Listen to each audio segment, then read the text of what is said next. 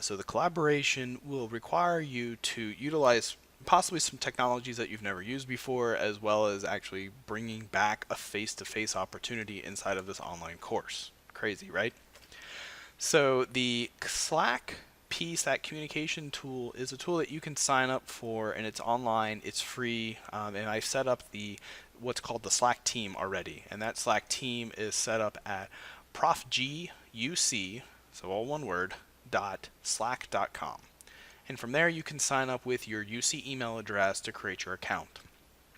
That will be required for everyone. And with that account, once you log in and set everything up, then you'll see this Prof G at UC Slack team. And inside of here, you'll be greeted when you first log in. You'll hit the general channel, and each one of these items on the left-hand side here are channels and direct messages.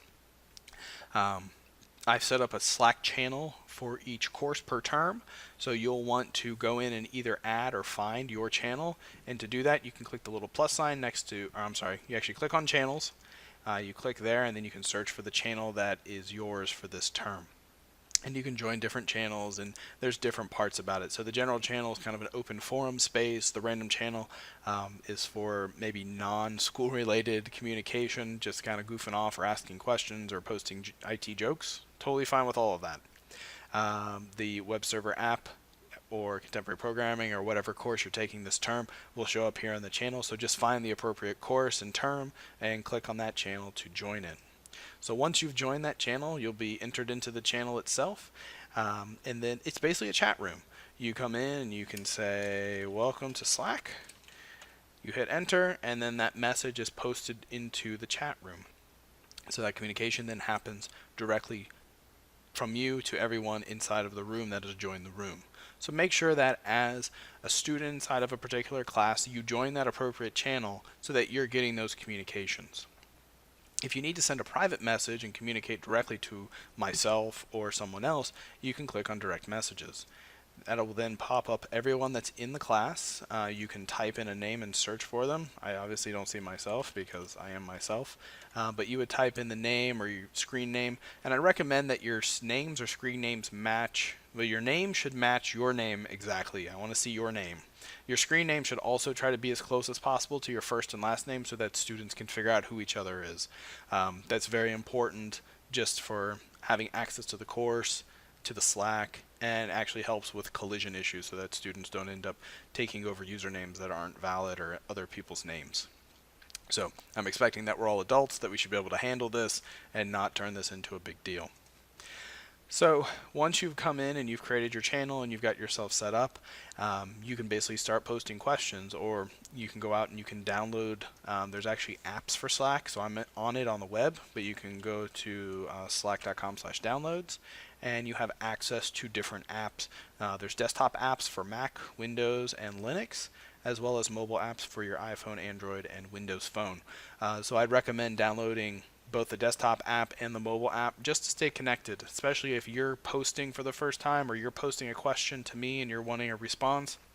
I run Slack on all my computers and on my phone, so my goal is to be able to respond back as fast as possible. So with doing that, I want this to be a conversation, not just emails back and forth. So when you're available, or if you're posting a question, try to be there and be available for me to respond. Because like I said, I do actually work during the day in a full-time job, and I work really hard to try to communicate with students when they post questions on Slack, but I need to know that you're there to respond if possible.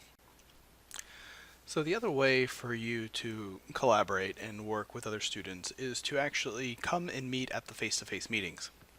So every Tuesday night from 6 to 8:50 is my online or my face-to-face course, and I'm doing with my face-to-face course similar to what I'm doing with this online course.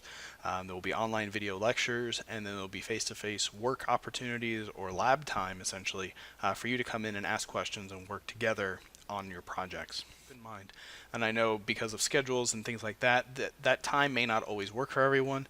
So what I try to do is make myself available in that room starting sometime between 5 and 5:30, so about 30 to 60 minutes before class time.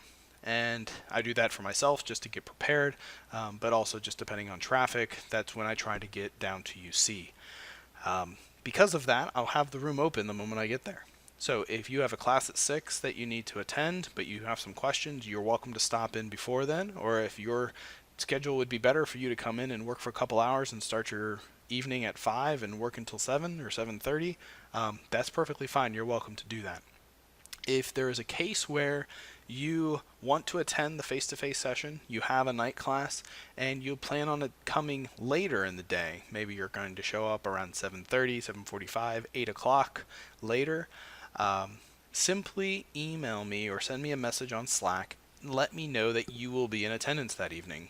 And that's important because if students show up at 6, they meet, they work, and the last student walks out the door at 7:30, 7:45, 8 o'clock, I'm going to leave and go home as well. There's no reason for me to sit around in an empty room when no one is there. But if I know that you will be coming and there's an expectation that you'll be there just late, I will sit and wait. I don't have a problem with doing that. I have plenty of work myself to take care of, and that's a nice quiet opportunity for me to get some stuff done. But please let me know that that will be the case, so that I'm not sitting around and just waiting for an hour, and, well, you get the idea. So just communicate that with me if you're planning on coming ahead of time. And if you're going to be late, I will make sure that I make myself available and I'm still there.